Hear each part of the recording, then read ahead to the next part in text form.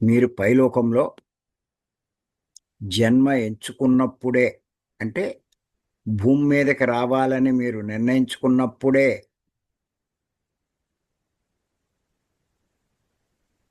మీరు తెలుసుకోవాలి. నేను ఒక పాఠశాలలోకి వెళ్తున్నాను అని.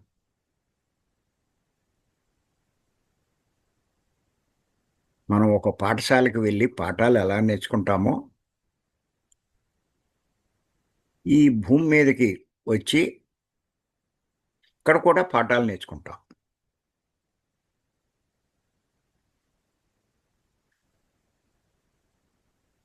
మీరు పాఠశాలకు వెళ్ళి పాఠాలు నేర్చుకుంటూ, ఆ పాఠశాలలో ఉన్నవన్నీ మీయ్యవ్వవు. కానీ ఎంతకాలం ఉంటారో అంతకాలం దాన్ని ఉపయోగించుకుంటారు. అలాగే ఈ భూలోకానికొచ్చి మీరు పాఠాలు నేర్చుకుంటున్నప్పుడు, ఈ భూలోకంలో మీరు సంపాదించుకున్నవన్నీ మీకవు. ఇదెప్పుడూ గుర్తుపెట్టుకోండి.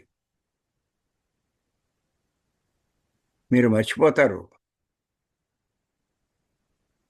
మా ఆయన సంపాదించాడు, మా అబ్బాయి సంపాదించాడు, నేను సంపాదించాను.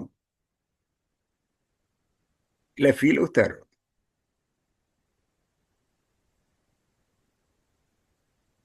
ఇక్కడ మీరు సంపాదించడానికి ఇక్కడ మీ అంటూ ఏమీ లేవు. మీకు సంపాదించాను అనుకున్న వాళ్ళందరూ ఎప్పుడు తెలుస్తుందంటే, శరీరం వదిలాక తెలుస్తుంది వాళ్ళకి. అప్పుడు బాధపడతారు. ఏంటి ఇయన్నీ నాయనుకున్నాను, ఒక్కటీ రావట్లేదేటి అని చెప్పి. అది ముందే తెలిస్తే